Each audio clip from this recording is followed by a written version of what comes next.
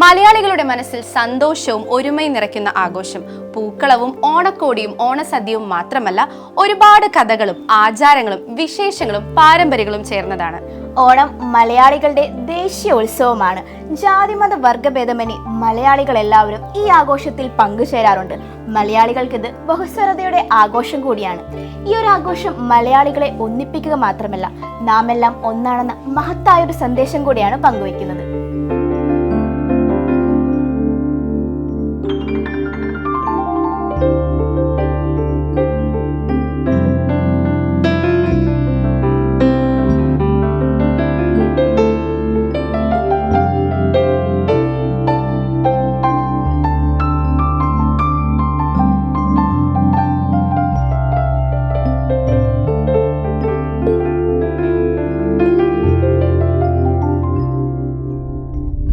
അമ്മയുടെ കാലത്തെ ഓണം എങ്ങനെയായിരുന്നു? ഓണം കുറെ ആളുണ്ടാവും, വീട് നിറയെ ആൾക്കാരുണ്ടാവും അല്ലേ? ഇപ്പൊ ആരുമില്ല. അതെ, ഒറ്റക്കായി മറ്റെല്ലാവരും കൂടി കൂടും. ഓണത്തിന് എല്ലാവരും വരും അല്ലേ? എല്ലാവരും.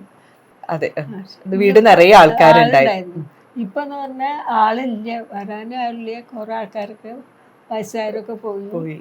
പിന്നെ കുട്ടികളൊക്കെ ഓരോ സ്ഥലത്താ, അവരൊന്നും ഓണത്തിന് വരാൻ പറ്റാത്ത സ്ഥിതി. ഫ്ലാറ്റുകളിലേക്കൊക്കെ മാറിപ്പോയി അല്ലേ? പണ്ടത്തെ കാലത്ത് ഓണപ്പൂക്കളം തന്നെ, പൂക്കൾ പറിക്കാൻ പോണതൊക്കെ ഭയങ്കര ഓർമ്മയല്ലേ? അതെ, ആ 10 ദിവസം ശരിക്കും കുട്ടികൾക്ക് സന്തോഷമായിട്ടുള്ള സമയമാണ്. അതെ, പൂ പറിക്കാൻ നടക്കലും. പിന്നെ ഏറ്റവും പ്രധാനം സദ്യ തന്നെയാന്ന് തോന്നുന്നുണ്ട് അല്ലേ? ഓണസദ്യ തന്നെയാണ്. പച്ചക്കറിയാണ്, നോൺ വെജ് ഒന്നുമില്ല, വെജില്ല, പച്ചക്കറി സദ്യയാണ്. തൃശ്ശൂര് നേന്ത്രക്കുലക്കൊക്കെ ഭയങ്കര പ്രാധാന്യം ഉണ്ടെന്ന് കേട്ടിട്ടുണ്ട്. അമ്മയുടെ കാലത്ത് എങ്ങനെയായിരുന്നു? ഇവിടെ അതെ അല്ലേ? പോലെ ഉണ്ടാവും. കൊറേ കാഴ്ചക്കൊല കൊണ്ടുവന്നൊക്കെ ആൾക്കാർ കൊണ്ടുവരും. കാഴ്ചക്കുല കൊണ്ടുവരും. കാഴ്ചക്കൊല കൊണ്ടുവരും, ഇഷ്ടംപോലെ കായ്ക്കൊല. നേരത്തെ തന്നെ ഉപ്പേരി വറുക്കും, ആളെ വിളിച്ച് വറുപ്പിക്കും. രണ്ടു കൂട്ടം ഉപ്പേരി വറുക്കും. രണ്ടും വറുക്കും. അതന്നെ ഒരു ആഘോഷമാണ്. പക്ഷെ അന്നൊക്കെ ഉള്ളൂ ഏത്തപ്പഴം. ഇപ്പൊ എല്ലാപ്പോഴും ഉണ്ട്, മറ്റത് അന്നില്ല. അന്ന് ഓണത്തിനെ കാണുള്ളൂ ശരിക്കും, അല്ലാണ്ട് ഇന്നത്തെ പോലെ എല്ലാ ദിവസവും ഇല്ല. ഓണസദ്യയില് അമ്മയുടെ ഏറ്റവും ഇഷ്ടപ്പെട്ട വിഭവം ഏതാ? ഇടിച്ചു പിഴിഞ്ഞ പായസം അല്ലേ? അതെങ്ങനെയാ ഉണ്ടാക്കുക? അത് ആദ്യം ശർക്കര നമ്മൾ പാവ് വെച്ചിട്ട് അരിച്ചു വെക്കും. അത് കഴിഞ്ഞാൽ പിന്നെ അരി അരിച്ച് കല്ലൊക്കെ കളഞ്ഞ് വേവിക്കും. ശർക്കരയിലാണോ വേവിക്കുക? അല്ലല്ല, വേറെ വേവിക്കും. അത് ഉള്ളൊടയാൻ പാടില്ല അരിയുടെ, അതാണ് പാകം.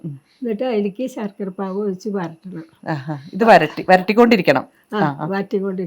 അത് കഴിഞ്ഞിട്ട് നാളികേരപ്പാല് 3 തരം ഉണ്ടാവും, പിഴിഞ്ഞ് വെക്കും അതിൻ്റെ മുമ്പ്.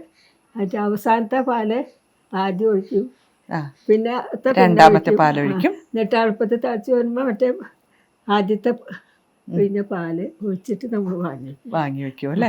അതാണ് ഓണത്തിന്റെ ഏറ്റവും പ്രധാനം. മറ്റു പായസങ്ങളൊന്നും അന്നില്ല. അല്ലെങ്കിൽ ഗോതമ്പ്. ഓണക്കറികളില്ലേ, ഓണസദ്യയിലെ കറികളില് അതിലെ അമ്മ ഏറ്റവും ഇഷ്ടപ്പെട്ടത് ഏതാ? ഇഷ്ടം. പിന്നെ പുളിയിഞ്ചിയും അച്ചാറും, കാളൻ, ഓലൻ, എരിശ്ശേരി, അവിയല് എല്ലാം ഉണ്ടാവും. അന്നത്തെ ഓണവും ഇന്നത്തെ ഓണവും തമ്മിൽ എന്താ നമുക്ക് വ്യത്യാസം തോന്നുന്നത്? അന്നത്തെ ഓണം തന്നെയായിരുന്നു നല്ലത് അല്ലേ?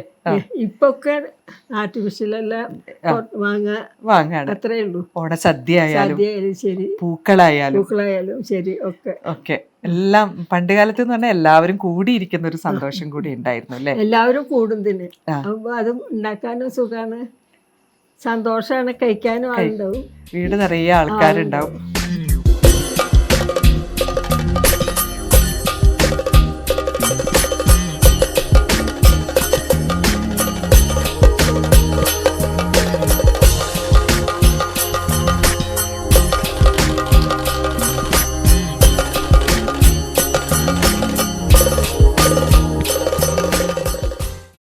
ഓണം എന്ന് പറയുമ്പോൾ ഓണക്കൊടിയും ഓണസദ്യയും ഓണപ്പൂക്കളും മാത്രമല്ല, നമ്മുടെ പഴയ ഓർമ്മകളെ ഉണർത്തുന്ന മനോഹരമായ ഓണപ്പാട്ട് കൂടിയുണ്ട്. രശ്മി, നമുക്കൊരു ഓണപ്പാട്ടായാലോ? രണ്ടുപേരും പാടാം. ആയിക്കോട്ടെ. പൂവിളി പൂവിളി പൊന്നോണമായി. നീ വരൂ പൊന്നോണത്തുമ്പി, പൂവിളി പൊന്നോണമായി. നീ വരൂ പൊന്നോണത്തുമ്പി, ഈ പൂവിളിയിൽ മോഹം പൊന്നിൻ മുത്തായി മാറ്റും പൂവയലിൽ. നീ വരൂ ഭാഗം വാങ്ങാൻ, പൂവിളി പൊന്നോണമായി. നീ വരൂ പൊന്നോണത്തുമ്പി, നീ വരൂ പൊന്നോണത്തുമ്പി. ശരിക്കും ഈ പാട്ട് നമ്മുടെ ഓണത്തെ വരവേൽക്കുന്ന ഒരു പാട്ടല്ലേ, മലയാളിക്ക് മറക്കാൻ പറ്റാത്തൊരു പാട്ട് കൂടി, നൊസ്റ്റാൾജിയാണ്. ഈ ഓണത്തെ കുറിച്ച് പറയുമ്പോൾ നമ്മൾ സാധാരണയായിട്ട് മഹാബലിയുടെ കഥകളല്ലേ പറയാറ്. അതെ. അതിനപ്പുറത്തേക്ക് ഓണവുമായി ബന്ധപ്പെട്ട വല്ല കഥകളുണ്ടോ? ഒരുപാട് കഥകളുണ്ട്. ശരിക്കും ഓണം നമ്മളെ കേരളത്തിൽ എത്തുന്നതിന് മുൻപേ തമിഴ്നാട്ടിലുണ്ടായിരുന്നു എന്നാ പറയണത്. സംഘകാല സാഹിത്യമായ മധുരൈ കാഞ്ചിയിൽ അവിടെ ഓണം ഉണ്ടായി എന്ന് പറയപ്പെടുന്നുണ്ട്. അതുപോലെ ഒരുപാട് ഗ്രന്ഥങ്ങളിൽ പ്രതിപാദിക്കുന്നുണ്ട്. അതുപോലെ തന്നെ തമിഴ്നാട്ടിലൊരു ദൈവമായിരുന്നു തിരുമാവൻ. വിഷ്ണു എന്ന ദൈവമാണത്. ഓക്കെ, തിരുമാവോൻ അല്ലെങ്കിൽ മാവോൻ എന്ന് വിളിക്കും. മാവോൻ്റെ ജന്മദിനം കൂടിയായിരുന്നു ഓണം എന്നാണ് പറയുന്നത്. അങ്ങനെ ഒരു ചരിത്രം കൂടിയുണ്ട്. ഇനി നമ്മുടെ കേരളത്തിലേക്ക് വരികയാണെങ്കിൽ ശരിക്കും പറഞ്ഞു കഴിഞ്ഞാൽ വാണിജ്യവും കാർഷിക വൃത്തിയുമായിട്ട് ബന്ധപ്പെട്ടതായിരുന്നു ഓണം. പണ്ട് കർക്കിടക മാസം കഴിഞ്ഞിട്ട് മാനം തെളിയുമ്പോഴാണ്, ചിങ്ങമാസമാണല്ലോ, അപ്പോൾ വിദേശ കപ്പലുകൾ കേരളത്തിൽ ധാരാളം വന്നിരുന്നത്രേ. ഈ വിദേശ കപ്പലുകൾ സുഗന്ധദ്രവ്യങ്ങൾ കൊണ്ടുവന്നെന്നാണ് പറയുന്നത്. അങ്ങനെ പൊന്ന് കൊണ്ടുവരുന്ന മാസം പൊന്നിൻ ചിങ്ങമാസമായി. അങ്ങനെയാണ് ഓണം എന്നും പറയുന്നുണ്ട്. പിന്നെ ഞാൻ കേട്ടിട്ടുണ്ട് ഇപ്പൊ ഓണം ഇന്ത്യയിൽ നിന്നല്ലാണ്ട് പുറത്തു നിന്നാണ് വന്നത്. അപ്പം അതിനെ കുറിച്ച് എന്തെങ്കിലും? NV കൃഷ്ണവാര്യരെ കുറിച്ച് കേട്ടിട്ടുണ്ടോ? കവിയാണ്, ചിന്തകനാണ്, ഭാഷാ പണ്ഡിതനാണ്. അദ്ദേഹത്തിന്റെ ഒരു പുസ്തകത്തില് ഓണം എന്നാൽ കേരളീയമോ ഭാരതീയമോ അല്ല എന്നാണ് പറയുന്നത്. അപ്പൊ എന്താ, ഇന്ത്യക്ക് പുറത്തു നിന്നാണ്. ഇറാഖിലെ അസ്രിയിൽ നിന്നാണ് ഓണം വന്നതെന്നാണ് പറയുന്നത്. അതൊരു ശരിക്കും പറഞ്ഞ ഒരു പുതിയ അറിവാണ്. കാരണം നമ്മള് വിശ്വസിച്ചിരുന്നത് മലയാളികളുടെ ആണ് ഓണം, അല്ലെങ്കിൽ മലയാളിക്കര ആഘോഷിക്കുന്ന ഒരു ആഘോഷമാണ് വിചാരിച്ചിരുന്നത്. അപ്പം ഇന്ത്യയിൽ നിന്ന് പുറത്താണെന്ന് അറിയുമ്പോൾ അതൊരു പുതിയൊരു അറിവ് തന്നെയാണ്. അതെ, അത് ശരിക്കും ഒരു തെളിവ് കൂടിയുണ്ട്. അവിടുത്തെ സെഗുറായി ക്ഷേത്രങ്ങളുടെ മോഡലിലാണ് നമ്മുടെ ഈ തൃക്കാക്കര അപ്പനെയൊക്കെ വെക്കുന്നത്. നമ്മുടെ തൃക്കാക്കര അപ്പൻ അവിടുത്തെ സെഗുറായി ക്ഷേത്രങ്ങളുടെ മോഡലിലാണ് എന്ന്. അപ്പൊ അതൊരു തെളിവാണ്. ക്രിസ്തുവിന് 2000 വർഷങ്ങൾക്ക് മുമ്പ് ഈ അസ്രിയക്കാര് ഇന്ത്യയിൽ വന്ന് താമസം ഉറപ്പിച്ചു.